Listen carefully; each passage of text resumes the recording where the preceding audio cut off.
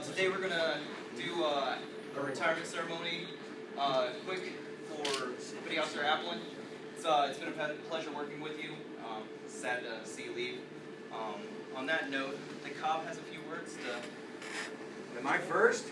You are first. Oh boy. Okay. Nothing like being shotgunned in the morning here. So I got some notes, just a few. And thank you to Budzinsky. Thank you again. All right. So you know, I've had this day on my calendar for a long time. You know, he's the only first-class petty officer that I have on my calendar for leaving our command, and it's because it's an important day.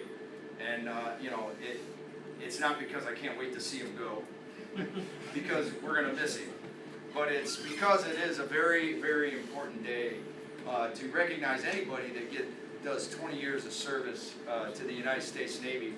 But it's even more important when it's a first-class petty officer. All right, and I'll get to that a little bit later. So I'm going to put my old man glasses on here. All right, and we're going to start. I just want to go through some brief highlights of Petty Officer Applin's retirement. So we're going to do this a little bit like the Airedale community does. So you're going to come up here, slide your chair up so you can face everybody. All right, I learned this from my son, who is now a helicopter pilot. Have a seat so everybody can look at you and watch your faces and facial expressions, especially your lovely wife. I want her to see. So, all right. So Petty Officer Applin joined the Marine Corps, believe it or not, back in 1994, 93. Okay, I'm going by your misinformed sheet here. Went to boot camp where? San Diego, Marine Corps Recruit Depot in San Diego. San Diego, California. All right, so that's where he went to boot camp.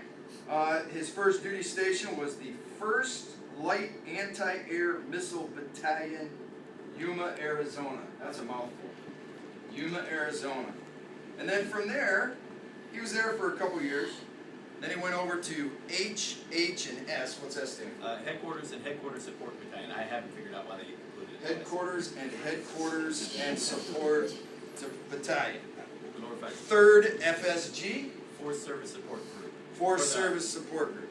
There's 3 groups. One of them's in East Coast, West Coast, and Japan's the 3rd group. Okinawa, Japan is where he went.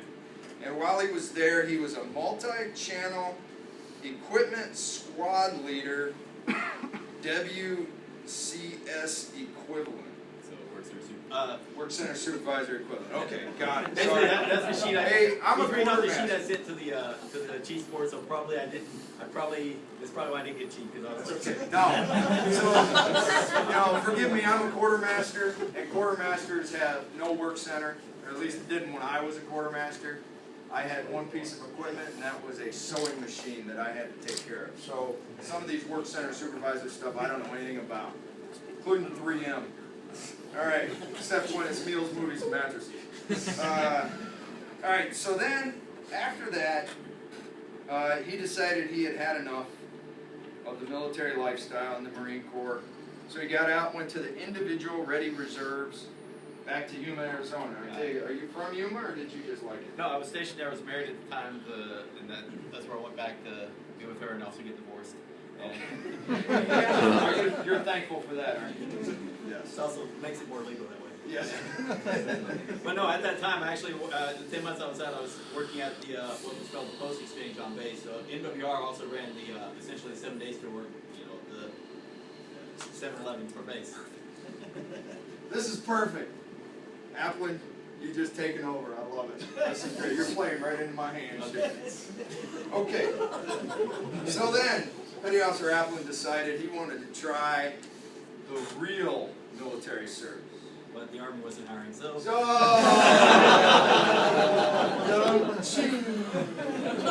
the Army wasn't hiring. Actually, his AFQT was a little too high to go to the Army, so he decided to come to the Navy. And you know, he ends up at Service School Command as a student in Great Lakes. NTC, I know what that means. All right, Naval Training Center. See, I know the Navy acronym. All right, so then he's off. Becomes a communicator, right? Radioman. well, I was a radio man in the Marine Corps. I became an electronics technician. Electronics technician here? Okay, I didn't know if you were caught up in the same kind of. So electronics technician, heads off to the Tarwa, does 2-3 years there on the Tarwa, then he heads to the Valley Forge, and then the Antietam, all three in San Diego. Does a great job there. You see how long I was at the Valley Forge? Valley Forge, you were at Valley Forge for, what, 3 years? 2 years? Oh no, there it is. Yeah, he was on the Valley Forge for 6 months. He got rid of you? No, actually, it was a funny story. It's about the Let's Taro. hear it. Taro was my worst command, and so I mean that was the one where I was about to get kicked out of the Navy. I mean I think I've showed some of you the paperwork and whatnot.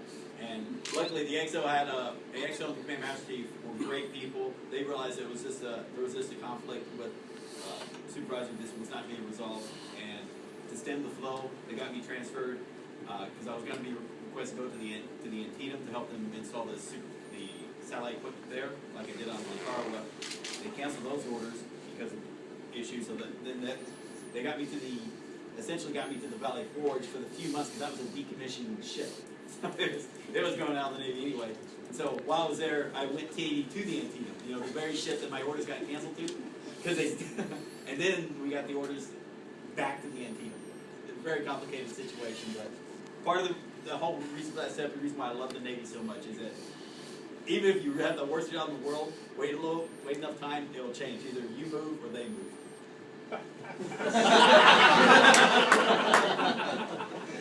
Somebody write that quote down.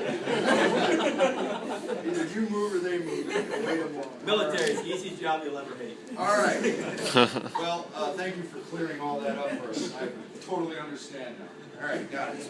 Okay, so we had enough of sea time. Left the Antietam, headed to the Center for Surface Combat Systems. All right, I don't know what LS is.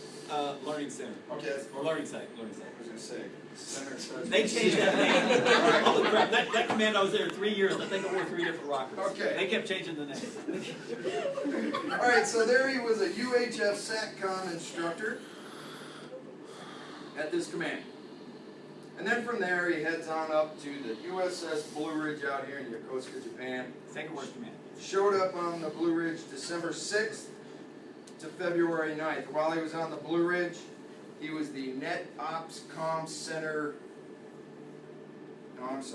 Department NEO Japan Evacuation Coordinator. Oh, those were just my billets that I was. Yeah, I see in this is the chief thing. Those are just billets I stood. So the NEO evacuator. That was one of the things. And big thing I did there was the work center suit for the line of sight shop. Okay.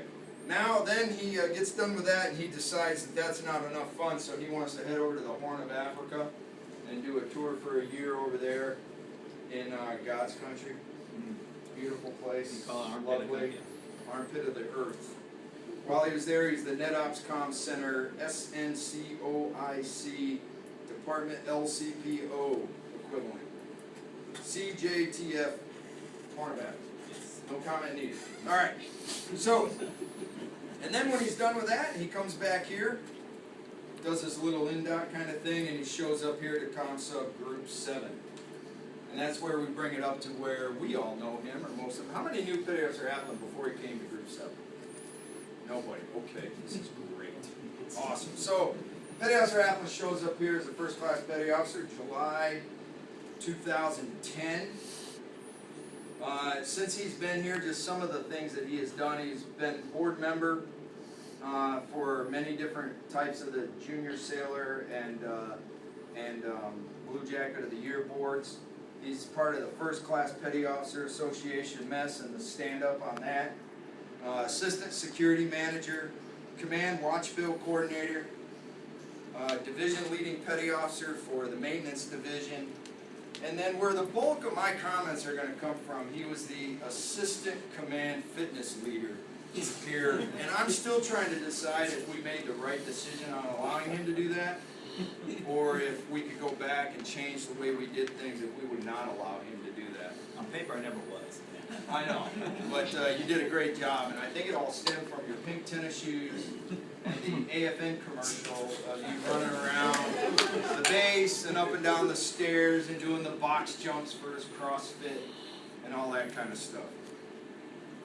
So anyways, you know, I show up to the command here, and you know, like Petty Officer Applin said so eloquently there at the beginning of, when Admiral Munch was talking about him at staff quarters a few minutes ago, he knows everybody. You have to go through Petty Officer Applin when you check in. So he's kind of, even though he's a little shorter in stature, he's a little larger than life. You recognize him. You see him. You remember the name. It's not a typical kind of name like Miller or Mason. You read Applin. Yeah, it kind of rings a bell, first letter in the alphabet.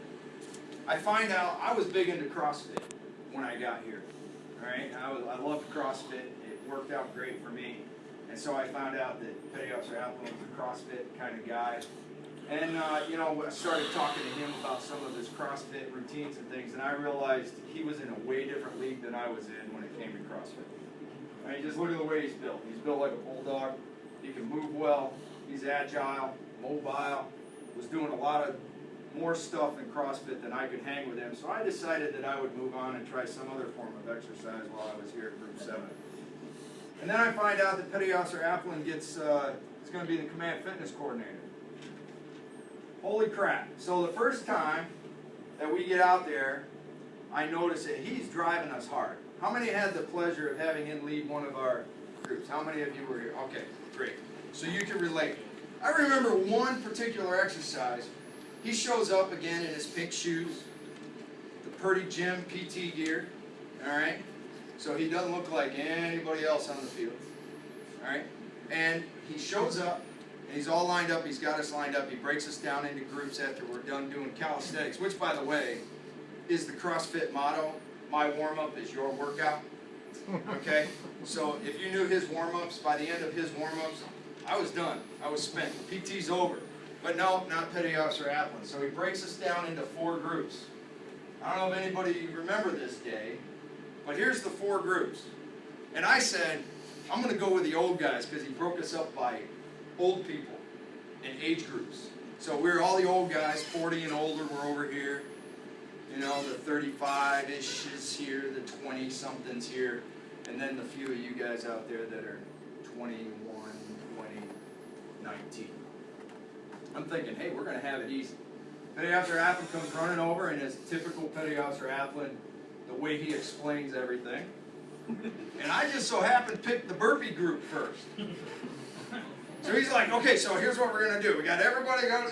Oh, wait, I forgot one thing. And then we got to do this. Oh, hold it. No, you're down here doing this. And he's getting us all mixed up. You can let Chief Thomas do this. No. He might have come up with it, but you. So, we got burpees, push-ups, sit-ups, and then 100-yard walk and squat things, lunges, walking lunges. That's the routine for the day after the warm-up. So 25 burpees in 2 minutes. Everybody know what a burpee is? 25 minutes. 25 burpees in 2 minutes.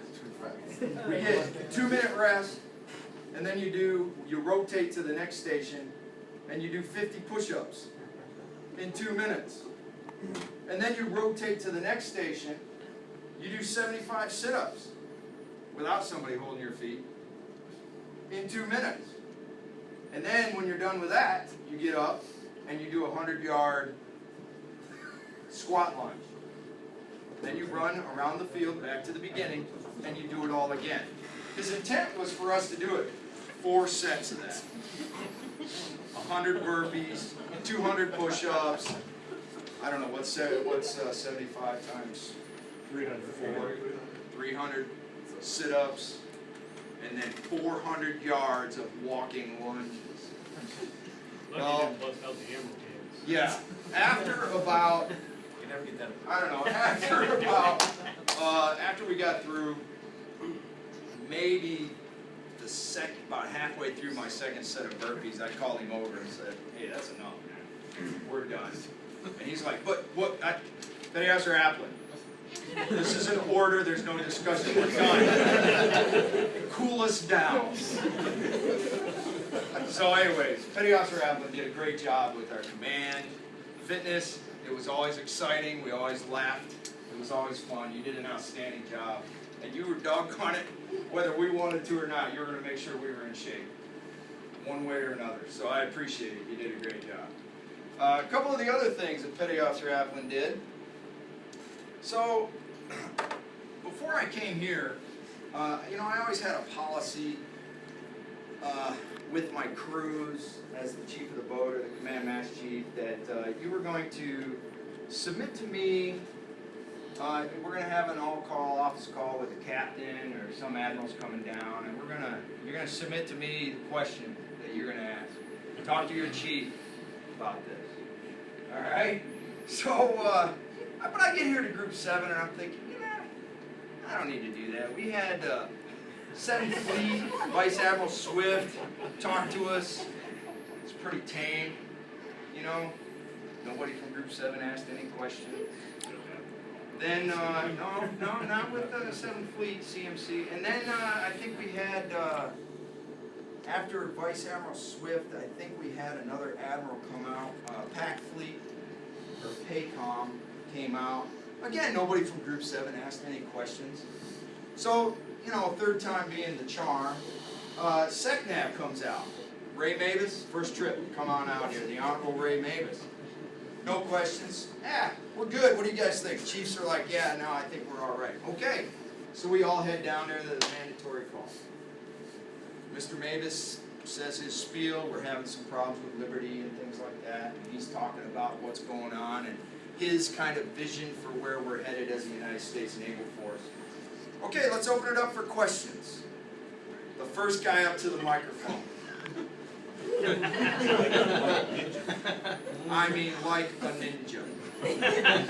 And I'm sitting next to the Command Master CTF 70 and the 7th Fleet CMC Tyler Sheppy. And they're like, who's that guy? Didn't say a word. Kept my mouth shut, just sat there, staring straight ahead. Petty Officer Applin launches into his question.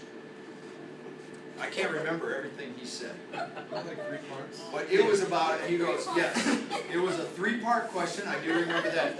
Mr. Mavis, sir, SecNav, I do have a question, well actually I have a 3-part question. The first part is, and he rambles on for about 6 minutes. I'm not kidding you, if you weren't there, who was there? Hey, it was longer than that, Kyle. Okay, so that was part 1, and then he said, Mr. Mavis stood there, very professional, as a politician does, watching him, looking at him. And they said, and then, sir, my second part to this question is, and he goes on again, 2 to 3 minutes. And my third part is, sir, based on your answer from the first 2 parts, is this. And he goes on for another 1.5 minutes or so. The whole time, people are stirring and visiting. Now, I'm in the front row and I'm trying to look over my shoulder because I'm looking for his supervisor. Couldn't find him. I'm looking for Master Chief Mooring. I'm looking for anybody to go grab him. It wasn't going to be me.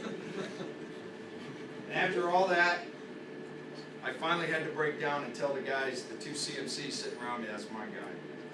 Go get him!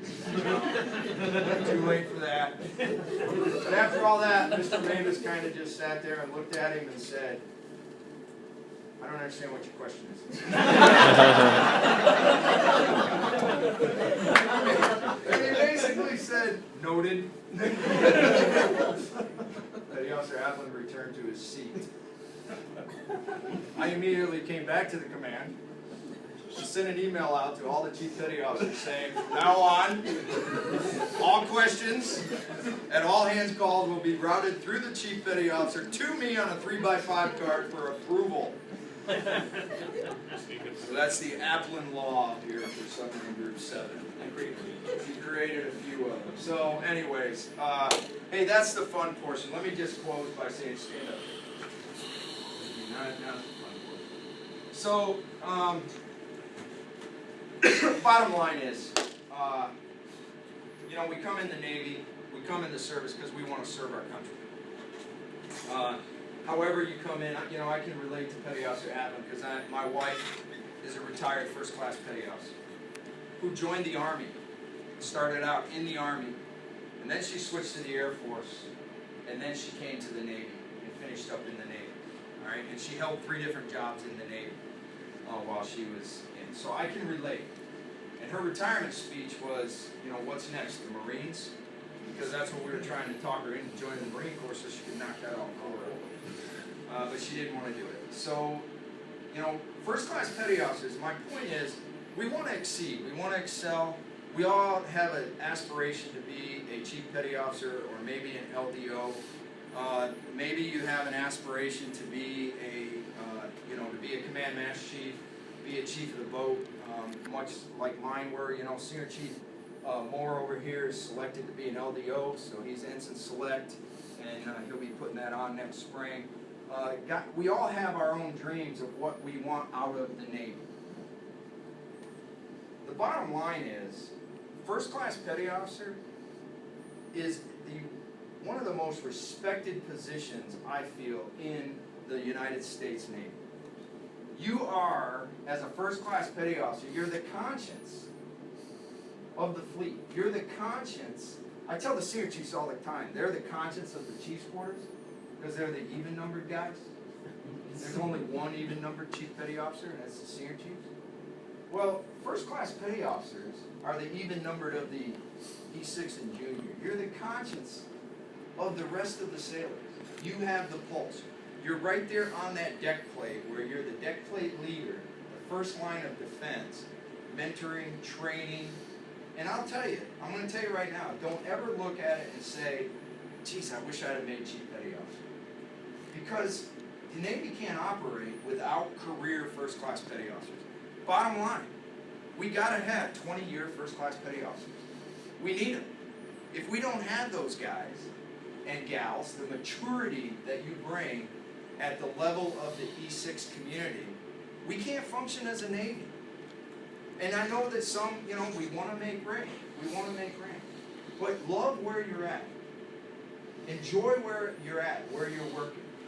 And I know, I look out here, I see first classes, some of them junior, I see some more senior ones over here. Love it where you're at. Be where you're at. Do what you can where you're at. Serve your country with dignity and honor. And if you make chief, great. If you don't, you're going to walk through the door in a few minutes as a retired first class petty officer. Be proud of that. And stay engaged.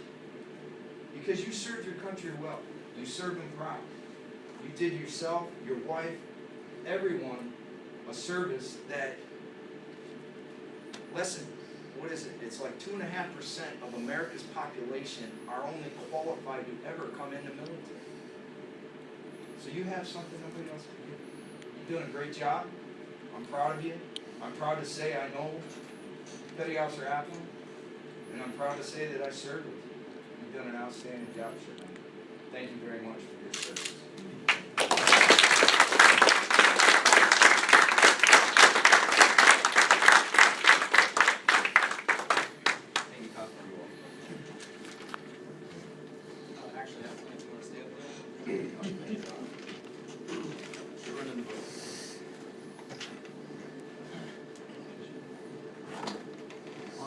On behalf of the command, first classes,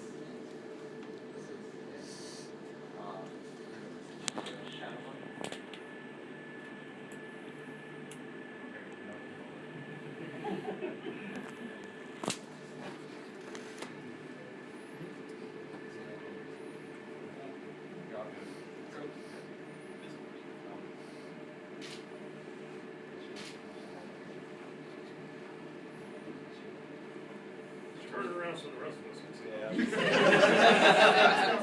So one of the big things we were trying to do for him was the fact that since he was in 2 different branches, we're trying to find a way to combine both of that. It was a short time in the Marines.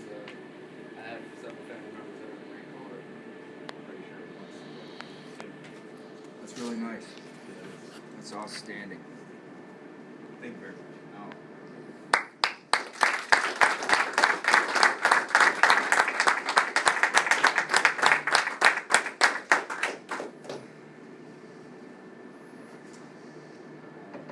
Well, with that, we'd like to open the floor again to you, please. I know you already had quite a few words with Cobb.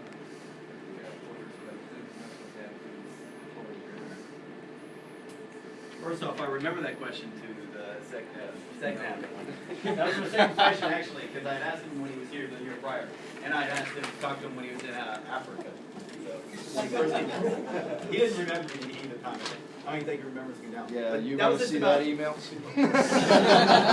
Again, I thought it was what it was. I wanted to get a second half point for Chief Davis, so that's when you got to blank for me getting up there, because you got to be up first at the mic in order to get the coin.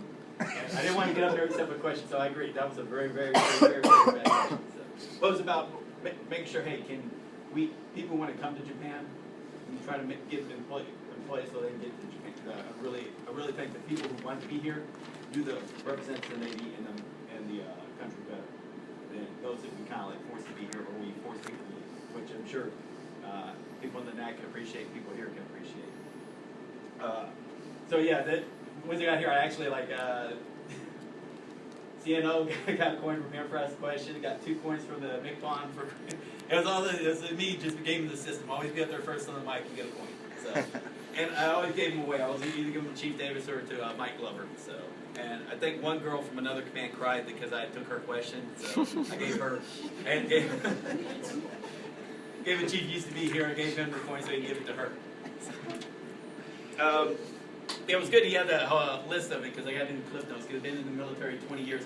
And I like to say, you can't just say, hey, it's 20 years in because again, we have different jobs, so every job is, something different. And that's why I like to approach it.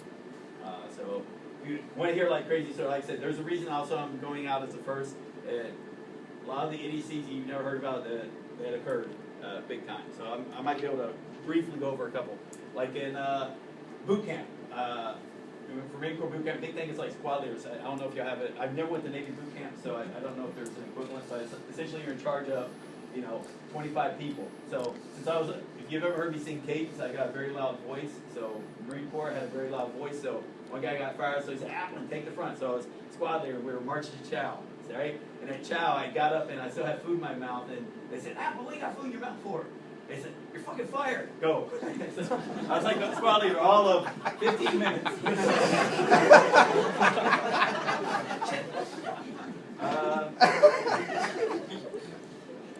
Let's see.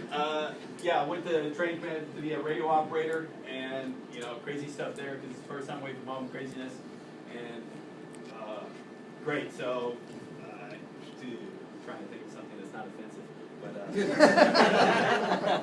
again, since I'm more senior rank, so I was in charge, but I show up late, so, without a shave, and, okay, you're fired, go. But again, that was fun, got training, went to Land Battalion, which is in Yuma, Arizona, very hot place, and, again, the reason there, funny thing is my shoulder kept popping out. I had an injury in boot camp because we did boxing, shoulder popped out. That was when I would pop out for everything. I was doing the bouncy boxing, and I felt it got knocked on my butt and knocked my shoulder out. So I dislocated my shoulder on bouncy boxing. Also, when they did the 45-foot water dive, knocked my shoulder out that way too. So anyway, I ended up getting surgery, but then went to Okinawa. Okinawa, there's a nice little story about me waking up in an ambulance on Christmas Eve. That's always fun. Don't drink too much, guys.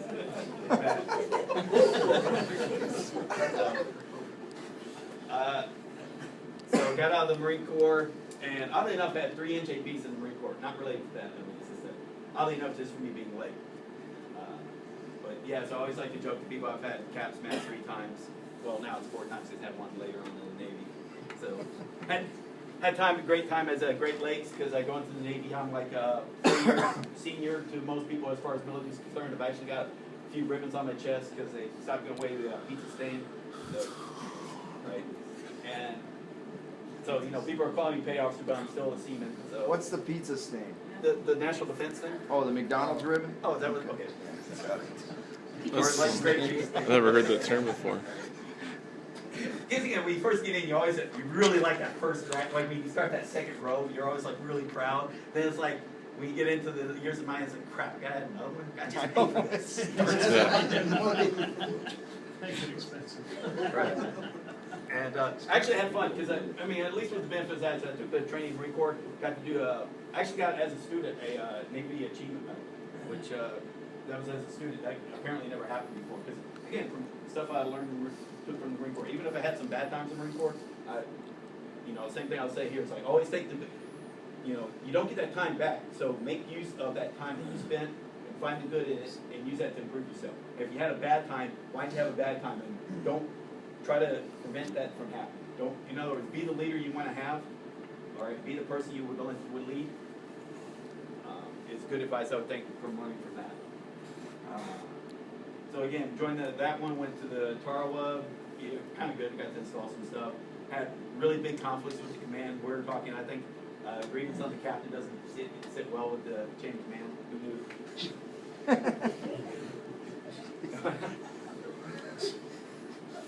So, left from Tarawa, did the little Antietam Valley Force training, which I described, had a blast on a shooter, so cruisers at that time. But fortunately, I heard it's like deployments aren't as fun as they used to be. So you don't get to go to all the ports that was fun. So it's like it's almost worked for the whole 6 to 9 months, and I think that's actually hurting the Navy on that one. So if deployments fun, people want to be there. They want to work hard and play hard, right? In a safe way, that way they're not venting. They're just enjoying themselves because they're at a new place and they want to. Okay. Anyway, that's just one of the negative things I've seen. Other negative thing I hated was I hated the Navy dress uniform. I love the Johnny Cash, the little black uniform. But you come from the Marine Corps, you got the dress blues. And you go to the Navy, you got the Cracker Jacks. And although I like the black ones, the winter ones, the white ones, I just couldn't stand. Y'all wore them for everything. What the hell? What the hell, Navy? I mean, I wore like my dress blues, like, it was just an excuse to get drunk in dress blues. That was the Marine Corps birthday ball. That was it. Only time you wore dress blues, right? Everything else was either uniforms or what they call, short sleeve outfits. CNTs. All right, service uniforms. So anyway, that was the Tarawa and down with the Service School Command, and great time. If you ever get a chance to be an instructor, I enjoy teaching. Right? Trying to impart knowledge and whatever. I'm an arrogant guy. I just love to get up there and speak to people. But I want to make sure I'm saying something that is useful. Help me stuff. Also, it's a great time. I think if I added up like from the Navy and the Marine Corps, I got 120 college hours just from the training in that one. Plus, while I was at a instructor, I got to do 60 credit hours paid for by the military. So that was good. So I got college, even though I still don't got a degree. You got a lot of benefits of the Marine Corps trying to accommodate that. Went from there, got orders to the Blue Ridge. Not the best because I had a warrant officer Kirby, I guess, famous for chief punching him on the King Hawk, but he mellowed when he retired, and I guess hopefully I'll mellow when I retire. He was still there as a civilian when I got there. Went from there to AFCOM, again, hot place, but again, it was a staff command like this, but it was with all the other branches of the service, which was enjoyable, and they really made fun of me because of the weird stuff I did with the uniforms, because, again, I love the green shorts that they had, because the Marine Corps changed their workout shorts from that weird biker bar set, or whatever the heck it was, to actually a good set of PT gear. It's much better than the shorts we have, because Navy shorts kept ripping, so I would wear those. But since we only had green shirts, so I had green shirt and green shorts, they said, you're dressing like a Marine, you can't do that. It's like, there's nothing marked the Marine Corps here. So it was just me being kind of forceful in my opinion that I'm not doing anything wrong, even if it looks wrong, I'm going to do it. I'm Petty Officer Applin. Yes. Do what I want. Like the only reason I wore the whole red thing, red uniforms here was that I forgot my PT gear, but I didn't want to miss PT. Most people, if they forgot their PT gear, they was just, okay, I can go in PT, I'll just wait out. I'm sure y'all done this once or twice, right? Not me, I'm an idiot, so I got to stand out. So yeah, so I'm wearing the red. So yeah, I do stand out pretty bad. Plus, even on the large ones, I'm still a big guy, so they look like spandex on me. And they gave the pink shoes because everybody would keep running, steal the black ones they used to have. So that's the whole reason. It's not any weird fetish on my part. So anyway, so yeah, that was from there. It also had fun because I had a Japanese appointment. They always had karaoke on Fridays because I love karaoke. Had a blast in Africa. I came here again. Best command. This has been the best command for me. I understand that if I had gone to the watch floor, my opinion may have changed. I understand that, or depending on what the bit. So it just happened to be the position I had, people I worked with. Again, had a list there, but you know, again, Chief Davis, you may not know, but now ET1 Temple, because he picked up first class. ET1 Dennis, she picked up first class. Blankenship, Edwards, Vibrato, Bidley, Wood. A lot of people, not too many people go through the main shop, but you've all probably had to deal with them. So love working with the NAC, got the experience, like, because I understand how important y'all's jobs were, especially at Tacoma Dodge. If y'all weren't here for that, that's when they really realized that even if it's not having anything to do with George Washington, that was an important thing to have. It really helped during Tacoma Dodge. I wish they could have had some type of better documentation of what happened in this command during that time, because that tangible impact, international impact. And again, that's the importance. And I felt great that part of the job with the VTCs, y'all's VTCs didn't work at the time, so I'm glad you got that. Well, that's because you upgraded. I wasn't a part of the upgrade. So. Okay. No, I'm saying, if you ever do VTCs, talk to Captain Reedy, what it was like before. Oh, God. I wish. Okay, anyway, it was fun. That poor Captain Reedy, seems like a nice guy, but when he gets mad, he will lay into you. So he laid into Paschall Temple because he's happened to be there when the VTC went bad, so he's yelling at Temple. Then the next day, here comes Captain Reedy with a case of Georgia coffee. Yeah, can you give this to Paschall Temple? I kind of like yell like a poor kid. So anyway, let me just say, because again, I moved around a lot as a childhood, but I define myself based on my life. So even though I was born in like a different town, I define myself as coming from the town I graduated high school in. Because I spent like 6 years there, 3 years in one house, which was probably the longest I ever spent in one place. So that's how I define myself. Same thing is I'm going to define my military or my Navy career with your wake up! And, sorry. All right. But no, I'm going to define myself by the time I say just really quick thank yous. This Admiral Thomas, Admiral Sawyer, Admiral Munch. These were all great admirals to work with. The admiral before them, I heard was an asshole. He became 7th Fleet. He became 7th Fleet. He was an asshole there too. Sorry. Is that on camera? Shit. I didn't change the name. All right. So You're talking about Admiral Thomas? No. Oh, okay. Before him.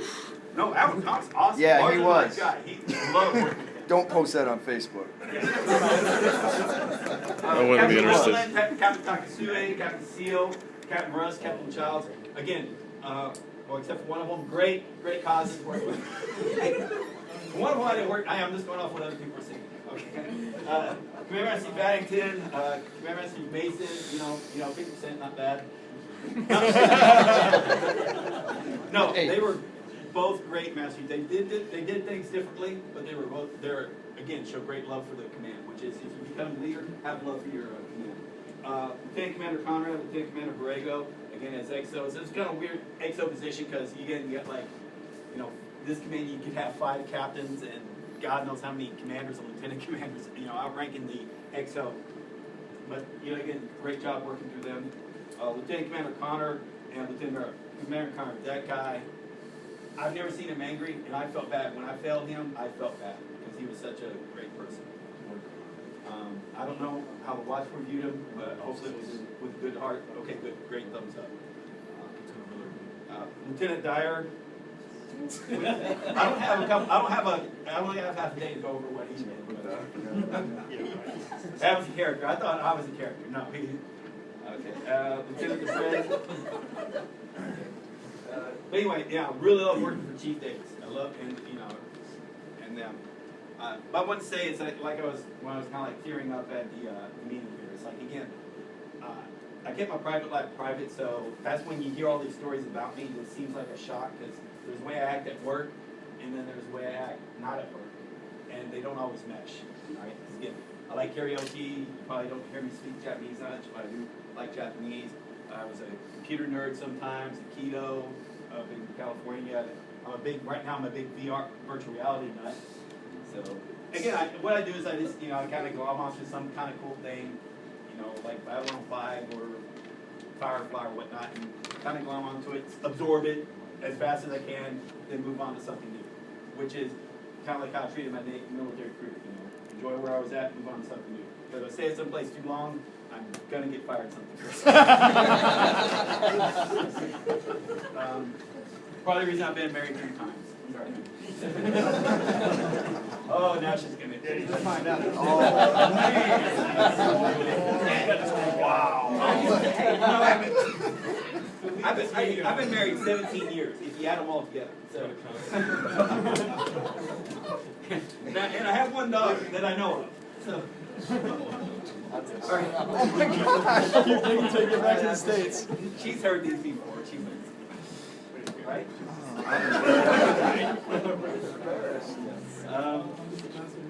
But anyway, that's just how I looked at it. And hey, it's 20 years.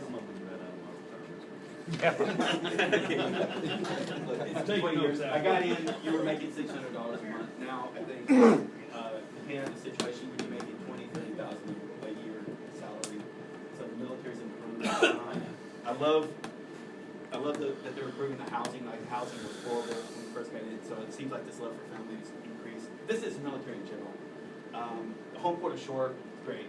I think it was horrible how you force a single guy to live horribly. In their mind, they think if they get married, they live better. So that's a bad mindset, you know, because.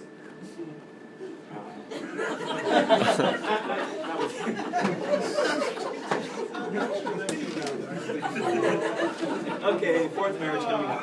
Oh my gosh! And college. Don't you have something? You're supposed to be someplace at 11 here. Okay, and finally, just want to say about marriage is that I'm saying you got to be married for love, but that can't be enough. If you're great friends, I think you're one of my best friends. Love you, so I love you. You're one of my best friends. And I found marriage shouldn't just be about those things either. If you're both improving each other's lives, that's what needs to happen. And like I said, I would not have been as successful here if it was not for her. She lived me. Like the line, you make me want to be a better person. It's like I had to be. And I needed to. I didn't want to disappoint her, even though I'm that. Even though now she's crying. So, thank you very much again, Kowa. I love you. Hopefully it's 40 years. You don't kill me first. Is that enough, or? Good job. Outstanding.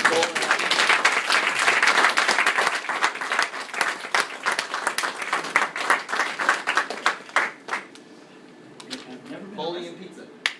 I've only been back. Well, hey, Petty Officer Applin, what's your name? I'm sorry.